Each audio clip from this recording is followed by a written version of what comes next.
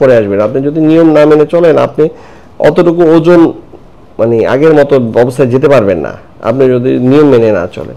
তাইলে প্রতিদিনই অল্প অল্প করে বারবার খেতে হবে, খেয়ে শোয়া যাবে না।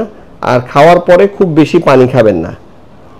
বেশি পানি খেলে খাবারটা দেখা যাবে উপরের দিকে উঠে আসছে, বমি ভাব, হ্যাঁ গলার মধ্যে চলে আসে অনেক সময়। হ্যাঁ, আর পানিটা খাবেন কখন? খাওয়া থেকে আধা ঘন্টা পরে বারবার অল্প অল্প করে, পানিও বেশি একসাথে না। এটা আর যতদিন যাবে আস্তে আস্তে পাকস্থলী এটা আবার যতটুকু আছে ওটা বড় হয়ে যাবে, আস্তে আস্তে আর এত সমস্যা হবে না।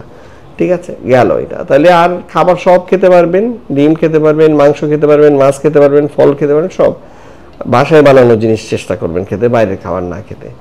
আর কোথাও দাওয়াত খেতে মন চাইলে ভালো কোনো জায়গায় যদি হয় সেরকম যে ওইসব জায়গায় ফ্রেশ খাবার যদি থাকে ওরকম খেতে পারেন।